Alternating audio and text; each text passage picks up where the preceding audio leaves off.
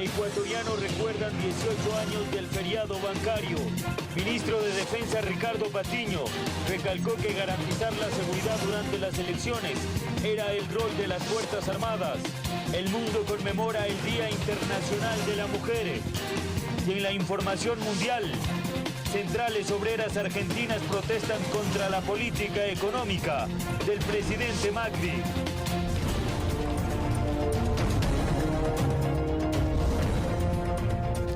Horas en punto, bienvenidas y bienvenidos a la emisión central de Noticiero Ciudadano. Hoy es 8 de marzo, Día Internacional de la Mujer. Un saludo especial a todas las mujeres ecuatorianas que con su esfuerzo y su tesón, y sobre todo con su mejor silueta, su sonrisa, hacen de este mundo un mundo mejor. Pero hay un capítulo oscuro que también se recuerda el 8 de marzo, que fue precisamente en 1999, que los ecuatorianos amanecieron con los bancos cerrados. El gobierno de Yamil Maguad había decretado un feriado bancario. Fue un drama que dejó más de 100 muertos. Hubo quienes se quitaron la vida porque lo habían perdido todo. Cuando inició el drama. El 8 de marzo de 1999 es un día que pasó a la historia ecuatoriana por la noticia que trajo consigo. Aquel lunes en cadena nacional, el entonces superintendente de banco Jorge Egas Peña anunció el feriado bancario. Y así fue. A partir del martes 9 de marzo, todas las operaciones bancarias quedaron suspendidas. Miles de ahorristas fueron a constatar la decisión que, a más de sorpresa, les generó indignación y responsabilizaban al presidente Yamil Maguad. Es desconcertante porque no se sabe absolutamente nada qué es lo que está sucediendo. Estamos en un caos bárbaro, yo no sé, este Maguad nos tiene fregado. Todo empezó 5 años antes, bajo la administración de Sixto Durán Ballén y Alberto Dajic. En dicho gobierno se aprobó la Ley de Instituciones Financieras, la cual liberalizaba el sector bancario, dando paso al cometimiento de varias irregularidades. Por ejemplo, los propios banqueros se concedían préstamos, los cuales la mayoría de ellos no fueron cancelados. El aviso de esta falta de control ya se produjo casi de inmediato con la quiebra del Banco Continental, el quinto más grande del país, y cuya deuda al final asumió el Estado con la entrega de créditos para salvarlo. El feriado bancario no fue suficiente y por eso después vino el congelamiento de fondos, es decir que miles de clientes no podían recibir sus ahorros por un plazo que dispuso el gobierno, llegando al resultado de perder todo su dinero en algunos casos y en otros a recibir menos de lo que les pertenecía. Pero ahí no terminaron las cosas. El gobierno demócrata popular de Maguad volvió a apoyar a la banca a través del proceso de salvataje. El Estado asumió la deuda financiera. El Estado prestó millones de dólares a los banqueros, quienes nunca pagaron estas deudas. Un ejemplo son los hermanos William y Roberto Isaías Dazum, ex dueños del Filambanco, entre otros. La situación más drástica fue para aquellas personas que prefirieron quitarse la vida, un aspecto que, a pesar de que algún día la justicia llegue, no podrá reparar. Pero hay actores protagónicos que hoy tratan de desvincularse y borrar su responsabilidad frente al feriado bancario. Muy cercanos al poder, construyeron un escenario en donde la banca nunca perdiera, sino el Estado y el pueblo ecuatoriano. Conozca de quiénes hablamos. La Ley General de Instituciones Financieras, como la Ley de Régimen Monetario, fueron impulsadas por el gobierno de Sixto Durán Ballén, quien llegó a la presidencia en 1992, auspiciado por el Partido Unidad Republicana. Sin embargo, su formación política siempre estuvo ligada al Partido Social Cristiano, del cual fue su cofundador. Su vicepresidente y encargado del manejo económico fue Alberto Dajic, quien fue ministro de Finanzas en el gobierno de León Febres Cordero, y como segundo mandatario, impulsó en el legislativo la aprobación de estas leyes, que en definitiva arrinconaban al Estado y daban paso a la privatización. Ana Lucía Armijos es otro de los nombres que se vinculan a las leyes que beneficiaron a los bancos. Ella era la única mujer del equipo económico de Durán Ballén. Durante muchos años estuvo vinculada a gobiernos de derecha. Por ejemplo, en el Febres Corderismo fue gerente de división técnica del Banco Central. En la administración de Durán Ballén fue gerente del Banco Central y presidenta de la Junta Monetaria, organismo que se encargó de la aprobación de créditos subordinados como el que se entregó a Banco Continental en 1996. La relación de Armijos con la banca privada quedó en evidencia años después, pues durante el gobierno de Abdalá Bucaram fue presidente de la Asociación de Bancos Privados. Posteriormente regresó a la función pública en la presidencia de Yamil Maguad. Fue ministra de Finanzas. En este cargo fue responsable de medidas como el congelamiento de fondos y el feriado bancario. César Robarino fue ministro de Economía de Sixto Durán Ballén, en cuya administración se creó la Ley de Régimen Monetario, la cual permitió la circulación de divisas internacionales en el Ecuador y su libre transferencia al exterior. Guillermo Lasso, quien en 1994 ejercía la presidencia ejecutiva del Banco de Guayaquil y a la vez era vocal en la Junta Monetaria en representación de los bancos privados. Lasso en el gobierno de Yamil Maguad fue gobernador de la provincia del Guayas entre los años 1998 y 1999. El 17 de agosto de 1999 fue designado superministro de Economía. Renunció a su cargo 37 días después por estar en desacuerdo con Maguad al no pagar $98 millones por concepto del vencimiento de la deuda externa de bonos Brady. Lasso aportó la suma de 500 millones de sucres a la campaña presidencial de Maguad, al igual que otros banqueros. Tras una pausa, Guillermo Lasso reapareció en el gobierno de Lucio Gutiérrez. Se desempeñó como asesor económico y embajador itinerante con misiones específicas, como realizar contactos con el gobierno de Estados Unidos, así como con el Fondo Monetario Internacional, el Banco Interamericano de Desarrollo, entre otros organismos. Otro ejemplo de la vinculación banca y política es Mauricio Yepes. Hasta 1989 fue parte de la unidad de la deuda externa. Entre 1997 y 1998 fue subgerente del Banco Central. En los gobiernos de Gustavo Noboa y en el de Lucio Gutiérrez fue presidente del Banco Central. Posteriormente, Yepes fue ministro de Economía de Gutiérrez. En el mismo contexto, durante un conversatorio con la prensa en Guayaquil, el presidente de la República, Rafael Correa, señaló a varios responsables y cómplices de la crisis financiera producida en marzo de 1999 y que provocó la migración de millones de ecuatorianos. La gente de la Junta Monetaria, donde estaba Lasso, el salvataje bancario empezó con el Banco Continental, pues en 95, 96. Incluso estuvieron enjuiciados por eso. Ahí estaba Lasso, ya aprobando el salvataje para el Banco Continental, ayudando a la gallada. El Congreso de la partidocracia, donde estaba Jaime Nebot, donde estaban los socialcristianos, la planadora Social Cristiana Democracia Popular, que aprueba la ley AGD, otro asalto al Estado. Ah, no, garantía de depósito en Estados Unidos, sí, pero con límite, con corresponsabilidad, hasta $100.000, cubriendo el 80%, el otro 20% tiene que pagar el banco o el depositante, qué sé yo, corresponsabilidad. Aquí era sin límite, sin corresponsabilidad y cubriendo incluso los depósitos offshore. Entonces el mejor negocio era quebrar un banco porque todo lo tenía que pagar el Estado, con plata del pueblo ecuatoriano. Luego, demagógicamente, viene el Partido Social Cristiano a decir no al impuesto a la renta. En lugar de eso pongamos un impuesto a la circulación de capitales. Colapsa el sistema bancario, colapsa la base monetaria, mandan plata fuera del país. No es que cada depósito era pagar algo, cada cheque era pagar algo. Se deja utilizar el sistema bancario, el último ataúd que faltaba al sistema monetario ecuatoriano, al sistema financiero. Esos también son responsables por demagogos. Te congelaban los depósitos, se hacía un certificado de depósito reprogramable y se negociaba con estos certificados de depósitos reprogramables.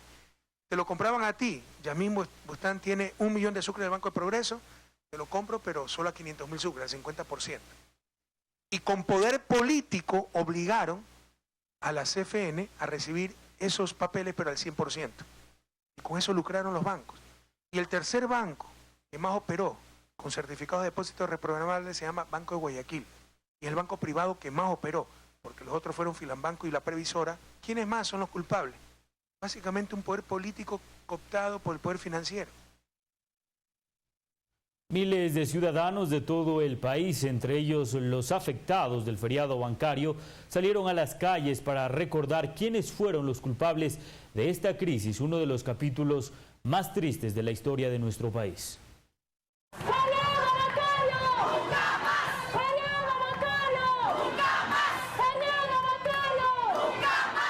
Esta es la consigna que se escuchó en las calles de Quito, donde miles de ciudadanos se movilizaron para recordar aquel trágico 8 de marzo de 1999, fecha en la que ocurrió el feriado bancario. Los asistentes, quienes además conmemoraron el Día Internacional de la Mujer, llevaron a cabo un juicio simbólico en contra de los responsables del congelamiento de los depósitos de los ecuatorianos. En el acto, los ciudadanos eran los jueces.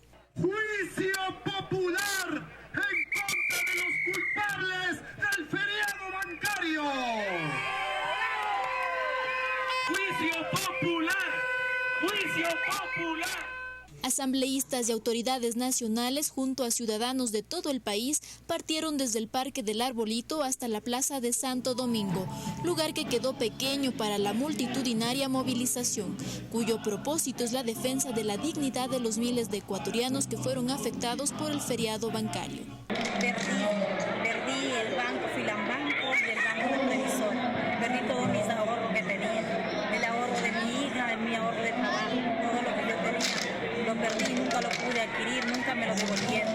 Hasta la fecha, hoy me recuerda el pasado, ese pasado que no quiero que regrese nunca. Esta profunda crisis que vivió el país causó la salida de miles de migrantes ecuatorianos hacia otros países. Más de 2 millones de compatriotas se vieron obligados a salir hacia Estados Unidos y España. Mis ahorros, mi dinero desapareció, pero lo peor de todo que tengo que decir es que el dinero no importa, pero sí lo que se destruyó mi hogar, porque el 99% de los migrantes retornados en España se han divorciado y han perdido su familia.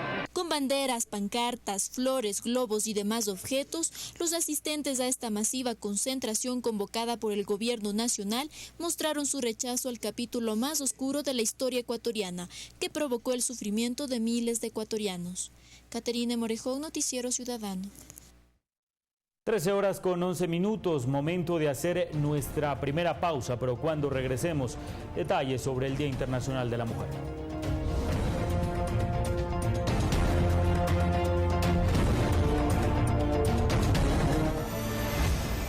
Inicio de espacio promocional.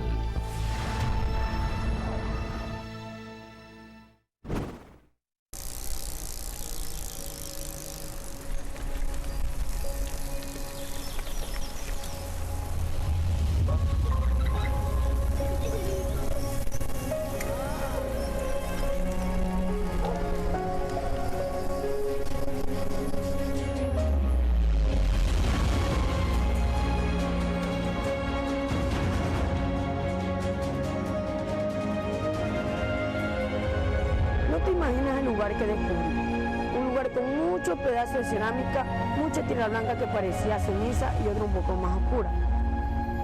Vi tigrillos, venado y el gran ceibo. Seguí caminando un poco tímido hasta encontrarme con una ciudad llena de gente muy importante. Otros no tanto, pero que trabajaban en la construcción de casas, con diseños en sus paredes y en su techo, y otros en la talladura de sillas. Al pasar, vi un monumento de sillas de piedra con figuras de hombres y felinos, de esas mismas que hablaba mi abuela. Al parecer ahí se sentaban los señores importantes. Me sentí en el Cerro Jaboncillo.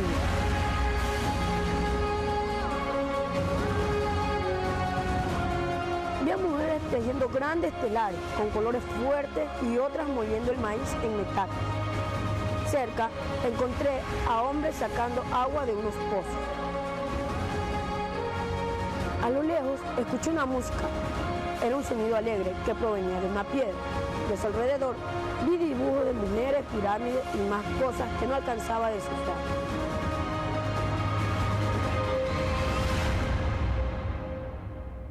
Vamos, mamá, quiero que conozca la ciudad que tanto hablaba mi abuelo.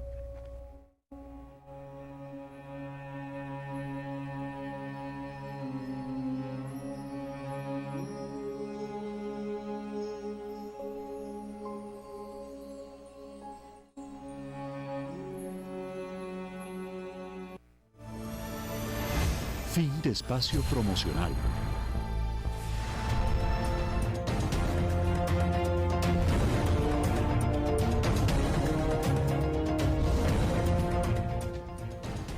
Horas con 14 minutos, seguimos informando. Hoy el mundo conmemora el Día Internacional de la Mujer para honrar a aquellas que lucharon por la reivindicación de todos sus derechos. En el siguiente reportaje le contamos el origen del Día Internacional de la Mujer. Cada 8 de marzo el mundo conmemora el Día Internacional de la Mujer. ¿Pero de dónde surge esta fecha? La historia se remonta desde 1857 en New York, cuando miles de trabajadoras textiles salieron a las calles a pedir mejores salarios y condiciones de trabajo. Muchas murieron en manos de policías en su intento por dispersarlas. En 1967, una movilización similar, también en New York, por parte de planchadoras de cuellos, denunciaban la explotación laboral a la que estaban sometidas y sin obtener resultados, regresaron a sus puestos y con menores salarios.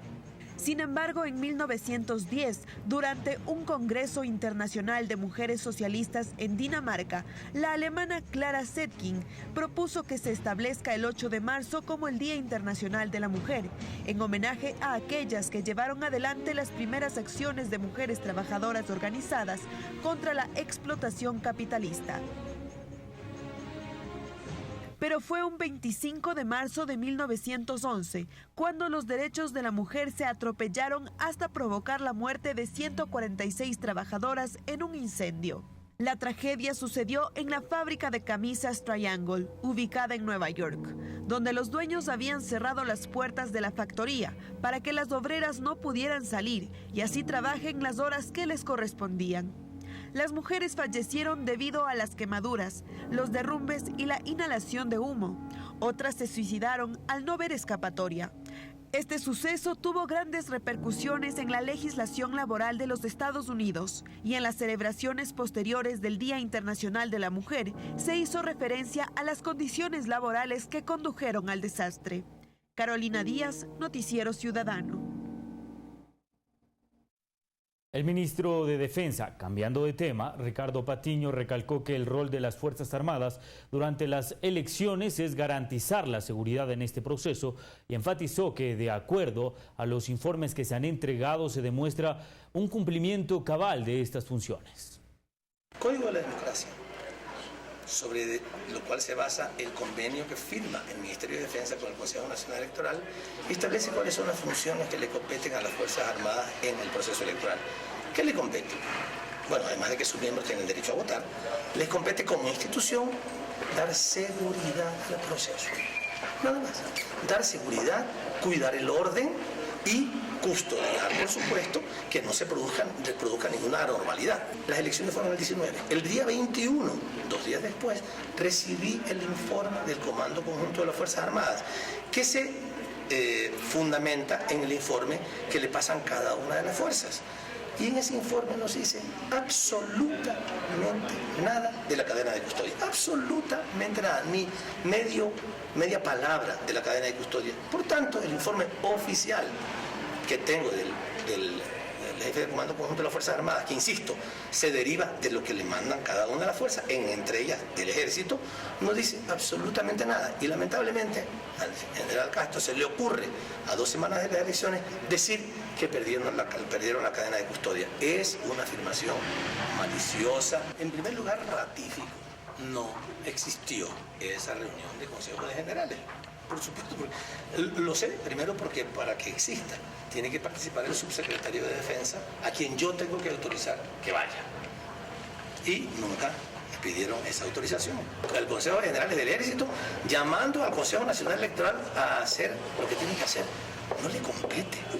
En los temas que tienen que ver con la función pública, no puede uno hacer lo que le venga en gana. Yo no puedo hacer una función que no me corresponde. Al Consejo General le corresponde exclusivamente a tratar los temas de la situación militar de determinados oficiales y temas de asesoría para el trabajo militar. Ayer el presidente de la República, Rafael Correa, dio importantes declaraciones a la prensa. Lo hizo desde Guayaquil. Corresponsables del feriado bancario. La Constitución de Sangolquí en 1998, con Osvaldo Hurtado, Jaime Nebot, toda esa gente, pone este principio a nivel constitucional. La Constitución, por ahí tenía el artículo, dice, del 98, no puede dar el Banco Central crédito a los bancos privados, recogiendo ya el principio legal.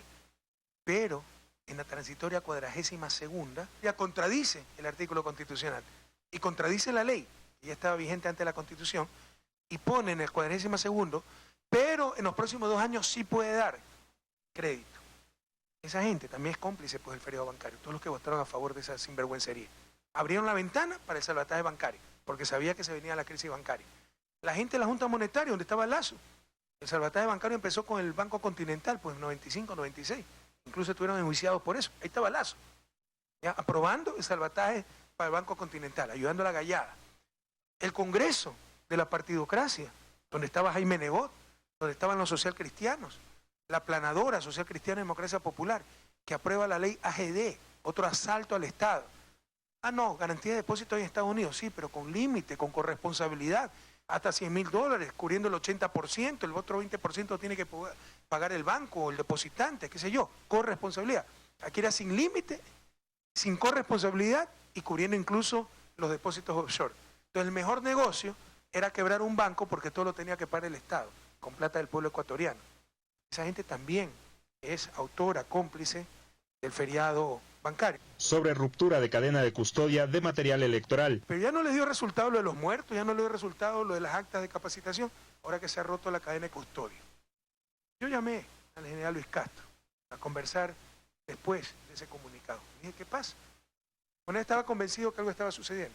O sea, si insinúa que al romperse el proceso, ya la cadena de custodia, se introdujeron actas adulteradas para cambiar el resultado electoral, ¿para qué había que demorarse tanto? Pues sí estaba todo hecho. O sea, hay contradicción, son cosas excluyentes. No tiene sentido. Pero ya no le resulta un cuento, vienen al otro cuento y ahora traen otro cuento, ¿no? Entonces él estaba convencido que la espera del CNE era porque algo raro estaba pasando. Y me dijo esto, de que se había roto la cadena de custodia. Ese momento llamé a Juan Pablo Pozo, presidente del CNE, se lo puse en altavoz y le desvirtió todas las acusaciones que había hecho el general Castro. No es verdad. Y si fuera verdad, tiene que devolvernos plata por las Fuerzas Armadas, porque el contrato es para la cadena de custodia. Y también dicen, las Fuerzas Armadas, ¿no? Entonces son las encargadas de velar por el proceso. Están equivocados, ubíquense. Están totalmente equivocados. Compañeros militares, soldados, la tropa, generales, oficiales, están equivocados. Ustedes no son los encargados de velar por la pureza del proceso. Esas son las instancias civiles. Ustedes están a las órdenes de acuerdo a la ley y la Constitución del Consejo Nacional Electoral.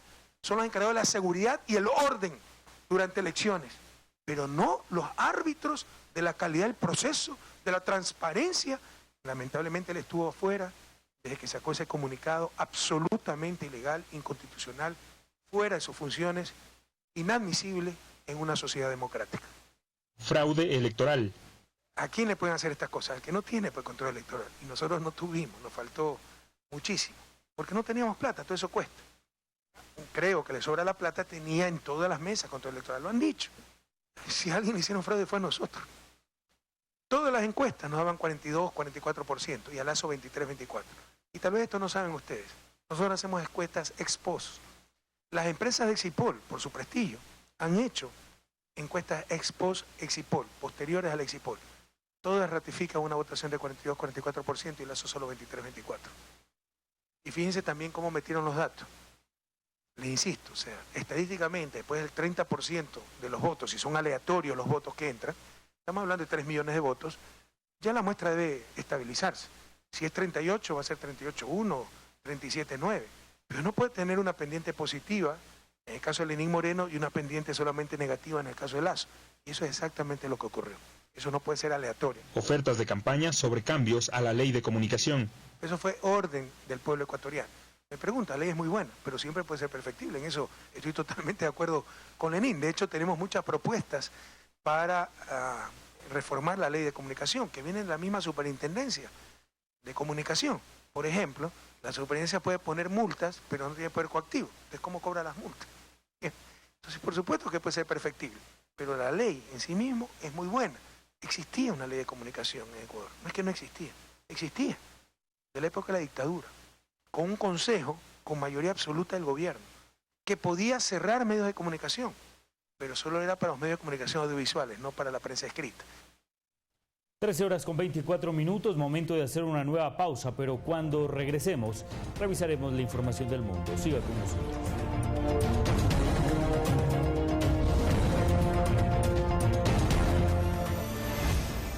Inicio de espacio promocional.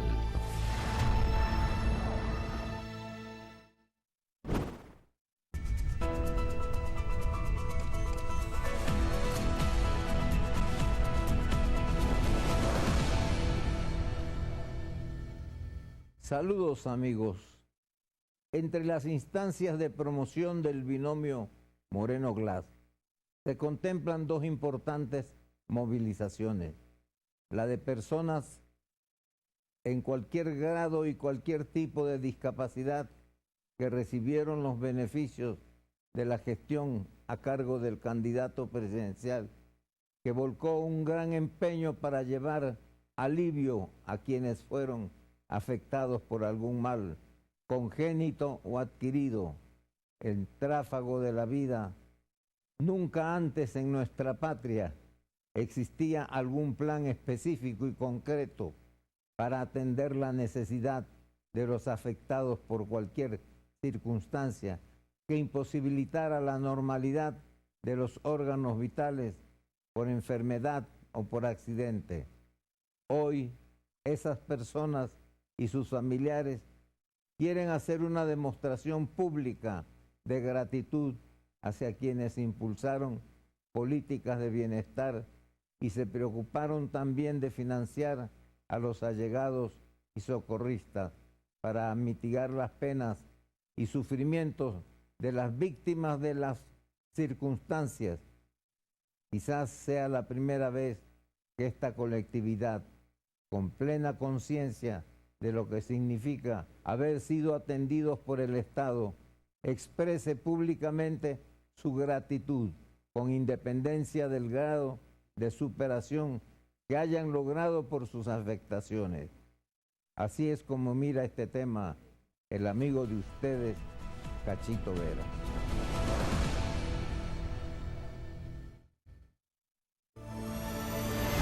Fin de espacio promocional.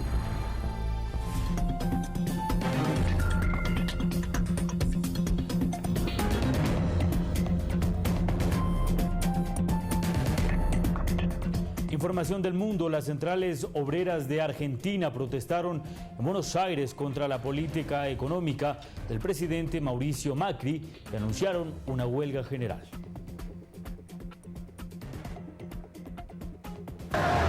Así mostraron su molestia el martes algunos integrantes de las centrales obreras de Argentina, que se manifestaron contra la política económica del presidente Mauricio Macri. Los trabajadores se enfadaron porque no le pusieron fecha a una huelga general pese al reclamo de la multitud.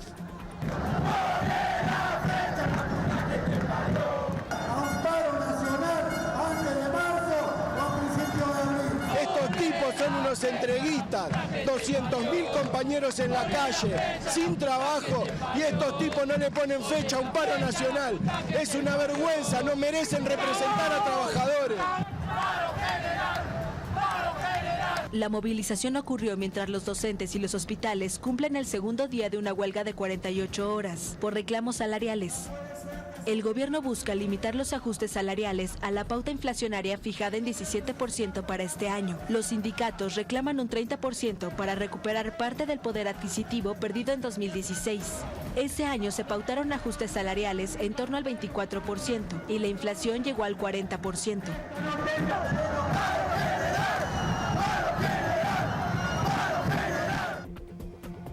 Las autoridades mexicanas se pronunciaron ante las declaraciones del secretario de Seguridad Interior de Estados Unidos, quien manifestó que se planea separar a los inmigrantes clandestinos de sus hijos. De colaboración entre la Secretaría. El gobierno de México expresó el martes a Washington su preocupación ante la posibilidad de que las autoridades estadounidenses separen a los niños de sus padres migrantes que entren a Estados Unidos sin documentos. La postura del gobierno ha sido expresada, del gobierno de México ha sido expresada con oportunidad y claridad acerca de la preocupación que esto significaría por el daño irreversible que una situación de estas puede causar en el seno de muchísimas familias mexicanas que están en esta condición. El secretario de Seguridad Interior de Estados Unidos, John Kelly, declaró el lunes que planea separar a los inmigrantes clandestinos de sus hijos para desalentar al máximo la inmigración ilegal. Esperamos que la opinión del gobierno mexicano incida en la decisión que finalmente se tome por parte del gobierno de Estados Unidos ante esta posibilidad que ha sido anunciada de manera preocupante. Los menores serían colocados en hogares especializados o en familias receptoras. Actualmente, cuando familias de indocumentados son capturadas, los hijos menores se quedan con sus padres, mientras que los padres son retenidos en instalaciones separadas.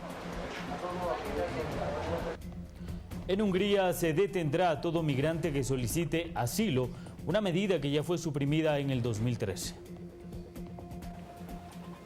El Parlamento húngaro restableció el martes la detención sistemática de todos los demandantes de asilo presentes en el país, una medida suprimida en 2013 bajo la presión de la Unión Europea y de la Agencia de la ONU para los Refugiados. La nueva ley, aprobada por amplia mayoría de 138 votos contra 6 y 22 abstenciones, prevé que los migrantes sean llevados a las fronteras donde permanecerán retenidos en la espera de una decisión definitiva sobre su solicitud de asilo. Organizaciones de derechos humanos condenaron la medida, que se aplicará tanto a los recién llegados como a los alojados en el país. La modificación está basada en el hecho de que Hungría está en una situación de emergencia en términos de migración masiva. Y esta situación se ha extendido hasta el 7 de septiembre, pero no hay base para esta situación de emergencia. Actualmente en Hungría hay apenas más de 400 solicitantes de asilo, y eso está muy lejos de una situación de emergencia. Hungría se convirtió en uno de los principales países de tránsito durante la crisis de refugiados de 2015. El gobierno erigió vallas antiinmigrantes en sus fronteras con Serbia y Croacia. En 2016, más de 29,000 migrantes solicitaron asilo en Hungría, pero solamente 425 lo obtuvieron.